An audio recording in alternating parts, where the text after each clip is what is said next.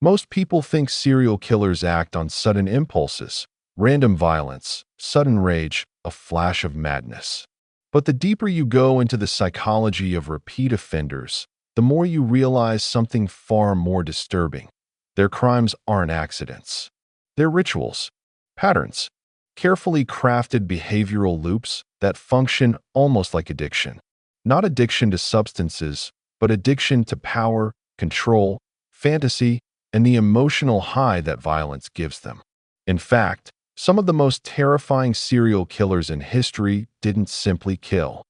They performed. They practiced. They refined their methods the same way an addict refines their habit. Obsessively, compulsively, and with a sense of internal reward that only grows darker over time. Tonight, we're stepping into that world. A world where urges become routines, and routines become rituals. A world where the human brain twists itself into a machine that seeks one thing above all else: the high. Before we go deeper, consider this unsettling truth. Every serial killer starts small. A fantasy here, a daydream there, an intrusive thought they don't ignore, not because they can't stop it, but because they don't want to stop it. And once they act on that fantasy, even once, the brain changes. A loop begins. A loop that is almost impossible for them to break without being caught. Psychologists have been studying this for decades, and the patterns are so consistent that they're used in criminal profiling today. We're talking about how killers build emotional dependency on pre-crime rituals, how they use trophies to relive the thrill, why repetition gives them comfort, and why escalation becomes inevitable. But to understand ritualistic addiction, you can't just look at the psychology. You have to look at the real killers who lived inside these loops. Take Dennis Rader, the BTK killer. Before he ever murdered anyone, he already had a ritualistic fantasy life, complete with drawings, scripts, and imagined scenarios. He didn't just commit acts of violence. He rehearsed them mentally like someone practicing an instrument. He described his crimes as projects, something to return to when the craving resurfaced. Or Jeffrey Dahmer, whose rituals weren't just about killing. They were about control.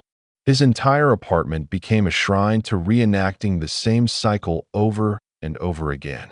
Planning, luring, waiting.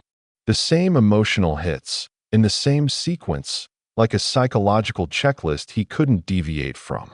Ted Bundy returned to his crime scenes to relive the moment, sometimes staying for hours just to repeat the same behaviors over the bodies of his victims. A ritual of memory, a ritual of possession. And then there are killers like Robert Berdella or David Parker Ray, whose crimes were so structured, so patterned, that investigators later compared them to religious rites. Not because the killers believed in anything spiritual, but because they obeyed the cycle with the same devotion someone might give to a faith. But here's where the addiction becomes undeniable.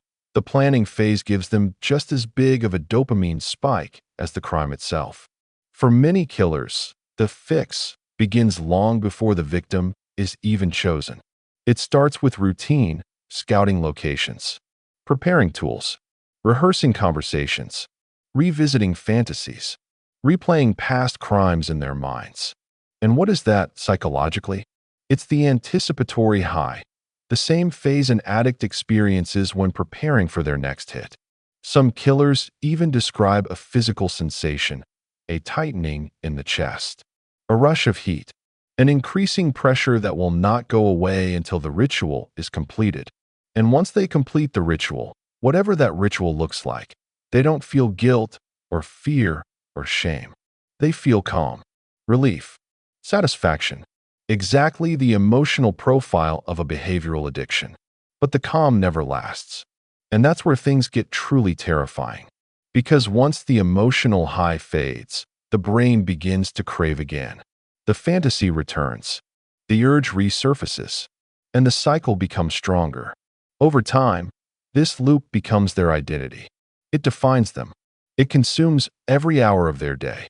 Their work, their relationships, their public life. Everything becomes camouflage for the one thing they truly live for, the next ritual. This is the hidden world we're exploring today. Not just the crimes, not just the killers, but the psychological machinery that turns human beings into creatures of compulsion. The goal of this video isn't to sensationalize violence. It's to understand the mindset, the invisible architecture behind these acts, the same patterns profilers use to predict escalation, and the same psychological loops that many of these killers confess to long after they're caught. Because if we don't understand the psychology, we'll never understand how seemingly ordinary individuals, neighbors, co-workers, partners, can transform into the darkest predators imaginable.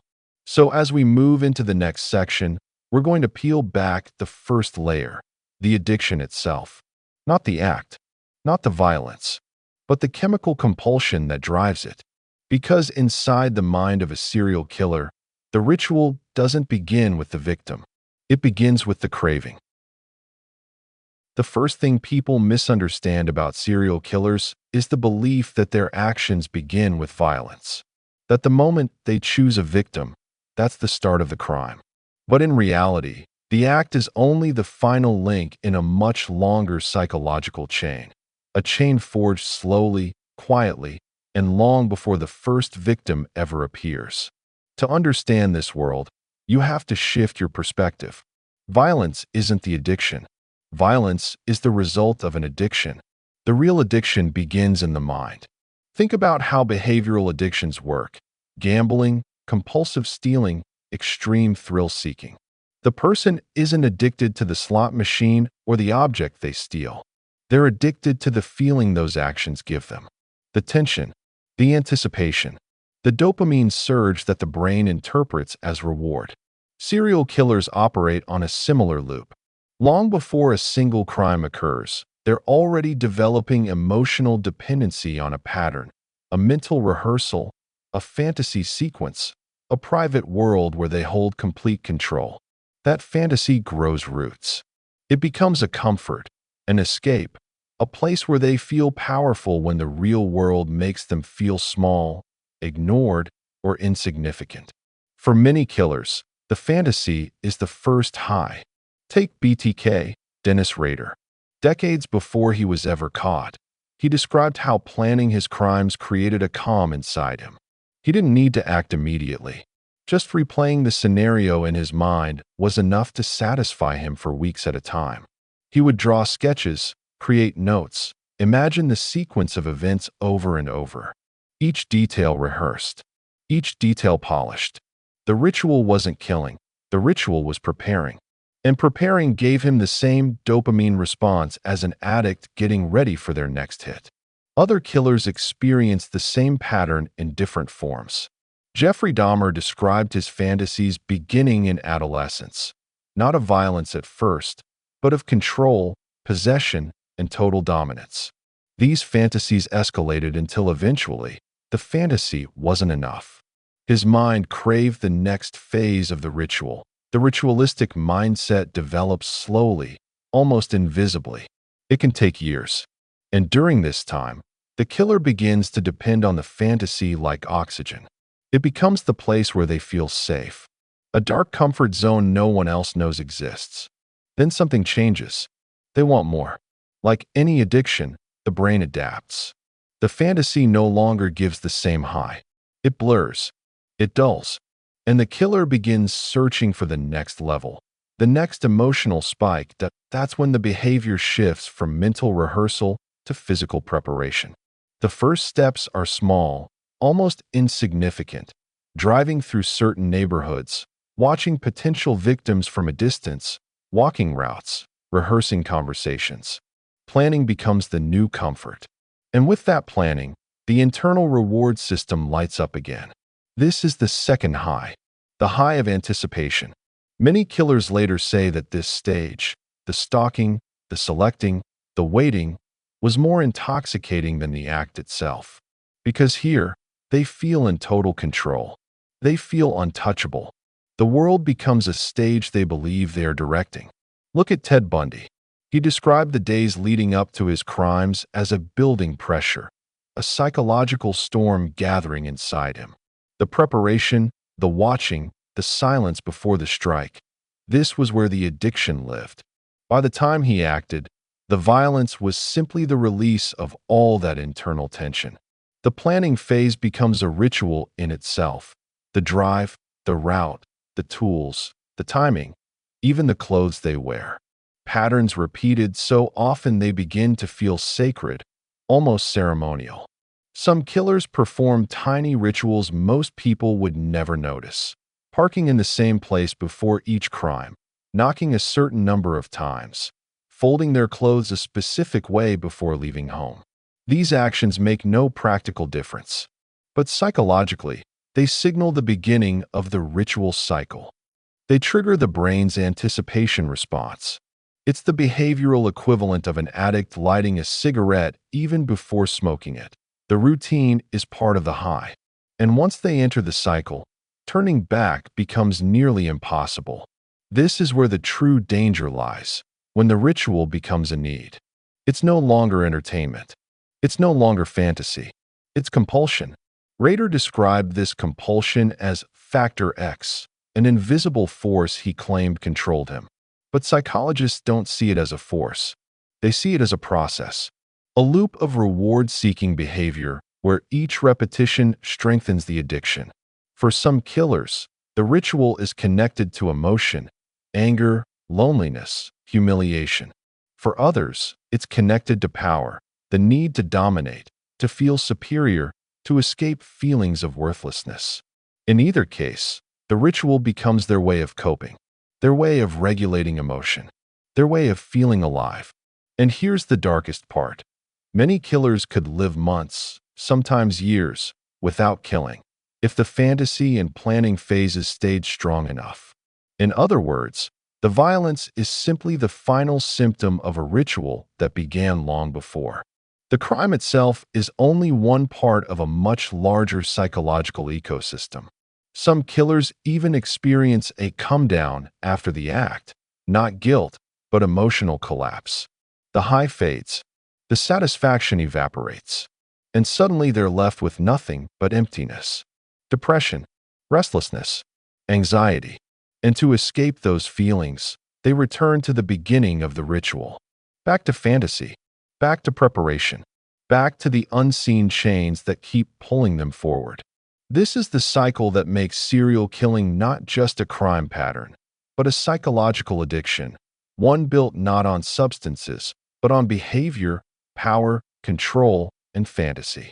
And as we move into the next section, we'll go deeper into how these rituals evolve, how they start small, how they become more sophisticated, and how, over time, the ritual becomes not just a part of the killer's life, but the center of it.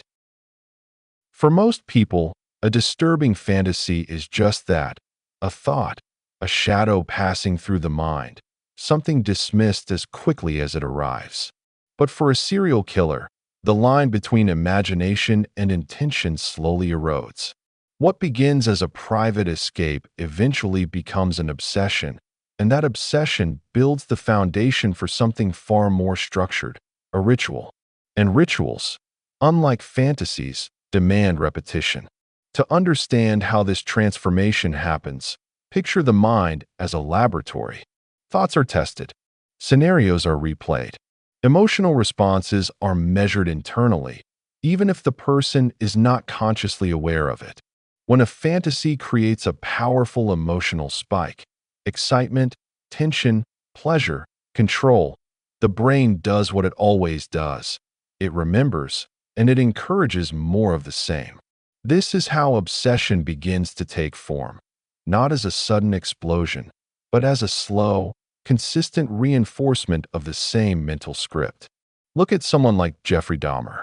Before any crime ever happened, he engaged in long, drawn-out fantasies about having a companion who couldn't leave him. The idea repeated. Then it escalated. Eventually, he rehearsed scenarios where he had complete possession over another person, not just physically, but psychologically, symbolically. By the time he acted on it, the ritual was already decades old. Fantasy is the blueprint. Obsession is the architect. And obsession begins to structure itself through repetition. For many killers, The first real ritual doesn't involve another human being at all. It involves objects, routines, private actions that feel strangely satisfying. It may be collecting newspaper clippings about violent crimes. It may be staging imaginary scenes in their room. It may be returning to the same place over and over, rehearsing the route in silence. Whatever the behavior is, once the killer notices it reduces stress or heightens excitement, the ritual begins to solidify. The next stage is the evolution of fantasy into choreography, the creation of a step-by-step sequence.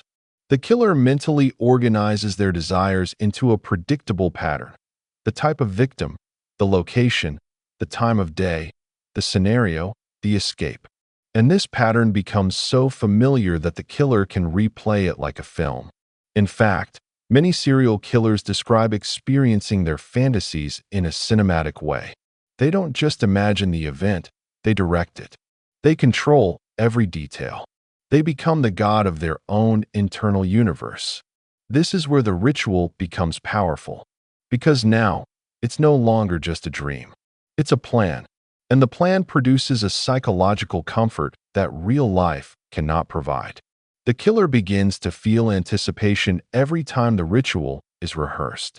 That anticipation becomes addictive, so addictive that eventually, reality must catch up to the fantasy, or the killer's mind begins to fracture. Some killers maintain their fantasy world quietly for years, like BTK, who would create obsessive sketches and notes describing his projects.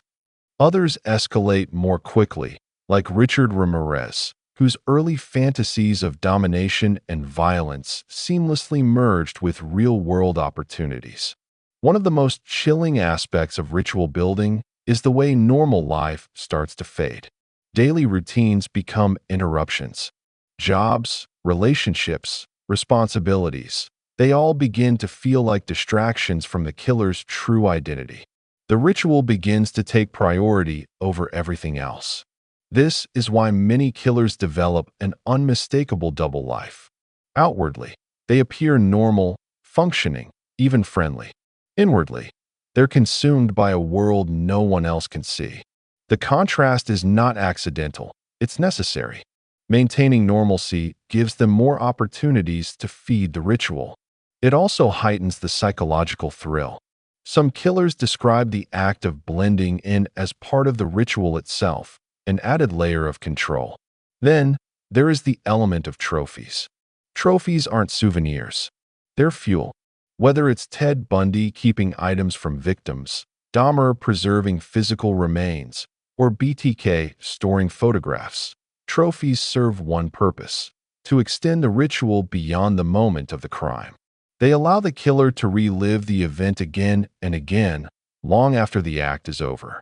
It's similar to an addict saving a piece of paraphernalia, something that can instantly trigger the associated high, even without the substance present. These objects become sacred to the killer. They're handled with care. They're hidden, protected, cherished, because each trophy is a shortcut to the emotional state they crave. Another common part of ritual building is staging. Some killers carefully position the crime scene. Some leave messages. Some create symbolic patterns that only make sense to them. These elements are not random. They're part of a narrative that exists solely in the killer's mind. A story only they understand. A world only they can fully appreciate. This is why law enforcement often finds patterns in serial offenses. Not because the killer wants to get caught, but because they want to maintain psychological consistency. The ritual has rules, and the killer must obey those rules, even at the risk of exposure. As the ritual grows more refined, the killer's emotional dependency on it deepens. They begin to need the structure the ritual provides. It gives them identity. It gives them purpose. It gives them the illusion of mastery over their own chaotic inner world. And once the ritual reaches this level of complexity, the killer's behavior begins to follow the same cycle every time. Internal pressure builds. Fantasy intensifies. Preparation begins. The ritual starts. The act is carried out. The release fades. The emptiness returns. The cycle resets. This is the addiction, not necessarily to violence, but to ritualistic psychological completion. Every repetition strengthens the neural circuits involved. Every successful ritual reinforces the pattern. Every trophy preserves the memory. What's left is a cycle that becomes harder and harder to break. A cycle that dominates their internal world. A cycle that pulls them deeper into obsession until stopping feels impossible. This is the anatomy of ritual, a slow, deliberate evolution from thought to pattern to compulsion. And in the next part, we dive into what happens when the ritual is fed, when each act becomes fuel for the next, turning obsession into escalation. Every addiction, no matter the form, follows the same invisible pattern, a cycle of craving, action, release, and crash. Serial killers are no different, except their substance isn't chemical. It's psychological. It's the surge of control, the thrill of crossing a forbidden line, the intoxicating high of acting out a ritual that has lived in their mind for years. And once that high is experienced for real, the brain demands more. The first completed ritual, the first real act, becomes the moment everything changes. It's a point of no return. For most killers, the emotional impact of this first act is overwhelming. Not always pleasurable, sometimes confusing, sometimes frightening, but always powerful. And power is the one feeling many of these individuals have spent their entire lives desperately chasing. Take Richard Ramirez. After his first killing, he didn't flee the scene in panic. He lingered. He watched. He absorbed the moment. For him, the act was not chaotic impulse. It was a test of a fantasy he had nurtured since adolescence. And when the world didn't collapse around him, when the fear he expected did not arrive, what filled the space instead was something else entirely. Permission. This is the beginning of the feedback loop. The moment the brain whispers, "You can do it again." And so the ritual repeats. But it never repeats perfectly. After the initial act, the brain starts comparing reality to fantasy. What parts of the ritual matched the internal script? What parts didn't? What could be changed next time? Many serial killers continue their crimes not because each act is uniquely satisfying, but because each act failed to perfectly recreate the original emotional high. The ritual becomes an attempt to chase that unreachable first time. Ted Bundy described this in a chillingly detached way, as a compulsion to revisit the experience to try and feel it again. He admitted the high faded quickly. He admitted the next crime never filled the void. But he kept going, because the only way to silence the pressure was to return to the ritual. This is the psychological trap, not the violence itself, but the emotional blueprint behind it. Every time a killer executes their ritual, the brain rewards them, chemically, biologically, in the same way an addict is rewarded for taking a drug. Dopamine spikes, adrenaline surges, cortisol patterns shift, and the brain memorizes the pattern. Repetition strengthens circuitry. The more consistent the ritual, the stronger the grip becomes. The killer doesn't need a motive anymore. The ritual is the motive, and it becomes harder to break every time it is repeated. What's even more disturbing is how this cycle pushes killers toward escalation. The brain adapts. It becomes desensitized. The same ritual that once produced an overwhelming rush now produces a smaller one. The killer begins to feel numb. Their fantasies intensify.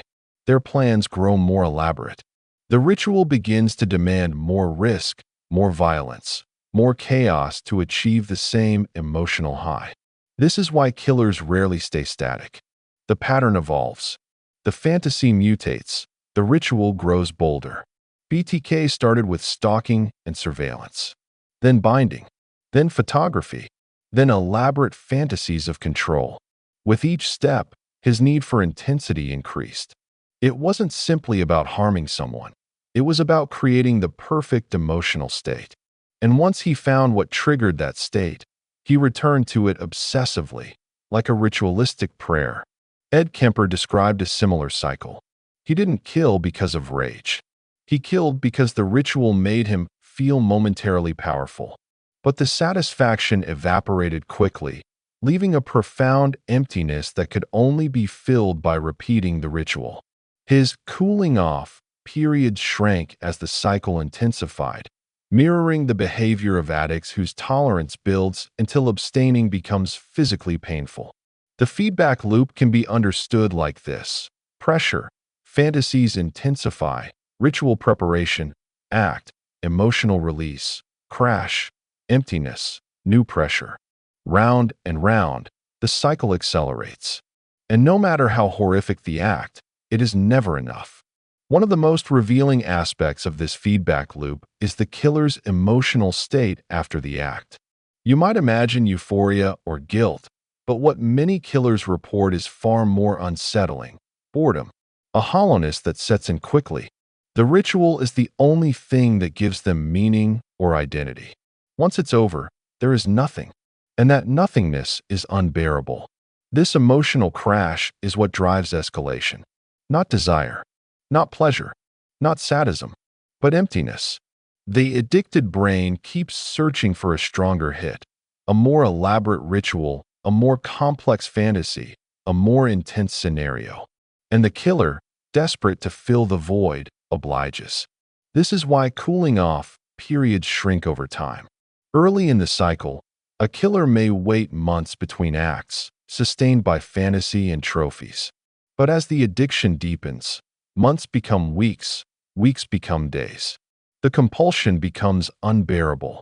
The internal pressure becomes too loud to ignore. In this sense, the crime does not come from nowhere. It is not spontaneous. It is not chaotic. It is the inevitable endpoint of a psychological loop that has been reinforced over years, sometimes decades. Many killers have described this pressure in chilling clarity. One referred to it as an itch under the skin. Another called it a storm building behind the eyes. BTK described it as Factor X, an internal force that demanded release. Even when they want to stop, and some genuinely do, it is almost impossible. They may attempt to replace the ritual with a substitute: alcohol, pornography, stalking without acting. But the ritual has carved itself into the architecture of their mind. The pattern is too strong, the cycle too rewarding, the identity too tied to the act. The feedback loop has fused with their psychology. And once that happens, the question is no longer if they will act again, but when. This is the terrifying reality of ritualistic addiction, a psychological prison that tightens its grip with every repetition. A cycle that transforms violent fantasy into compulsive necessity. A loop that escalates until something breaks: the killer, the victim, or the world around them. For most serial killers, the outside world sees them as unstoppable forces, predators who move with cold intention, choosing when to strike and when to disappear. But inside their minds, the truth is far less controlled. The ritual, once a source of power, becomes a cage. And this is the part most people never see: the illusion of control that collapses the moment the cycle begins to break. There are moments, brief, almost fragile, where a killer tries to stop. Some genuinely believe they can. Others only imagine the possibility. But this desire isn't born from remorse. It comes from exhaustion. The ritual that once excited them now feels like pressure constantly tightening around the mind. The high isn't as sharp. The fantasies aren't as vivid. The trophies don't offer the same spark. They're trapped between craving the ritual and resenting it.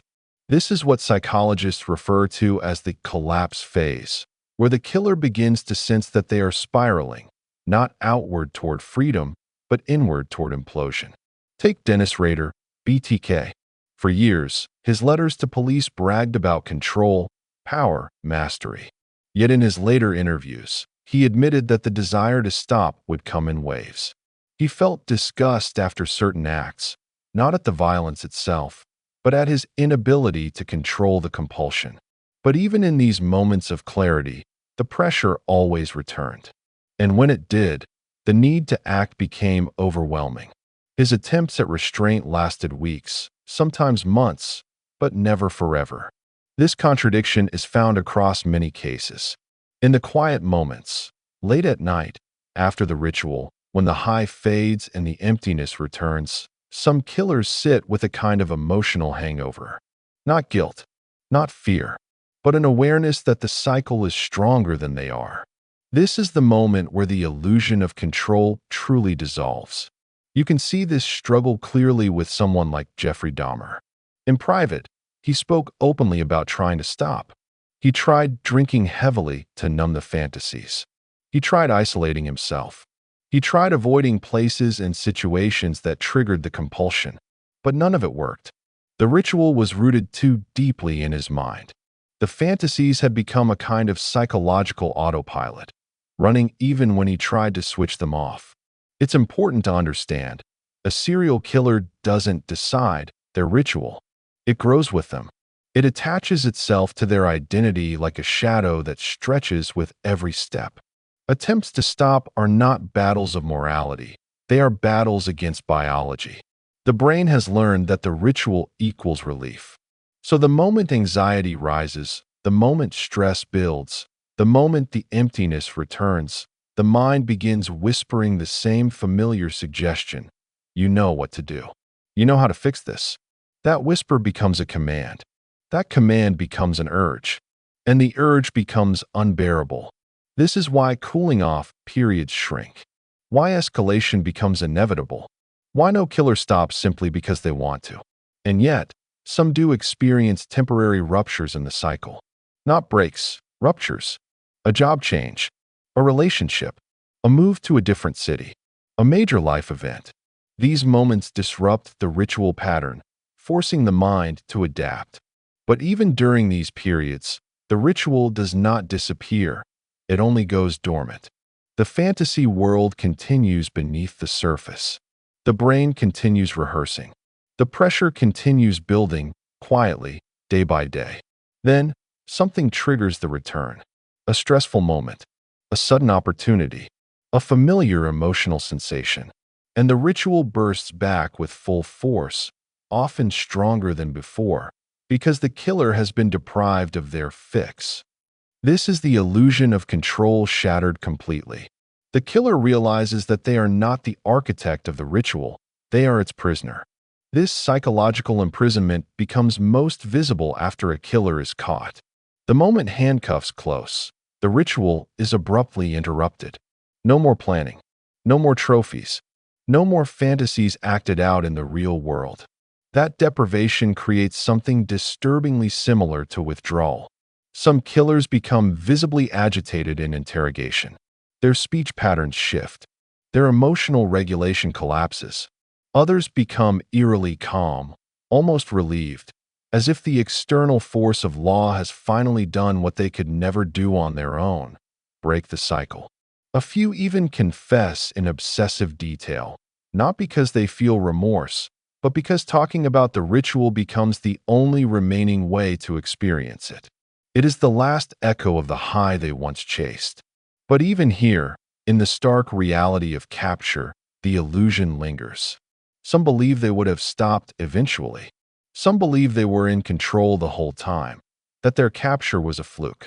Others try to rewrite their own story, minimizing the ritual, denying the addiction, pretending the cycle wasn't the one truly in charge. Yet the evidence always reveals the same truth. The ritual created them. The compulsion sustained them. And the addiction consumed them.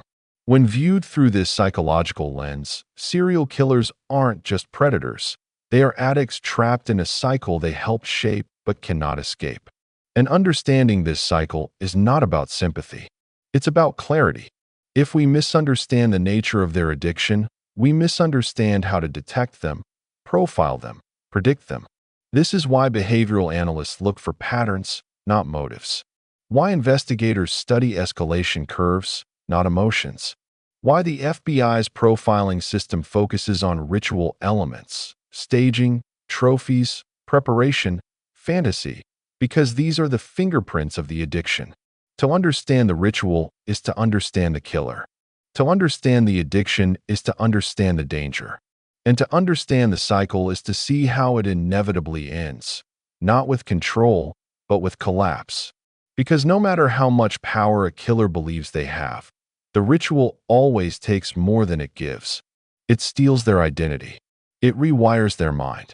It becomes the architect, the prison, and the executioner of their fate. And in the end, the addiction that once made them feel invincible becomes the very thing that destroys them. For most of us, rituals are ordinary things. Habits, routines, repetition that brings comfort. But for a serial killer, ritual becomes something far darker, a gateway into a world where fantasy overshadows morality, and where repetition becomes a form of self-destruction disguised as control. When you step back and look at the full cycle, fantasy, obsession, ritual, escalation, collapse, you begin to see a haunting truth.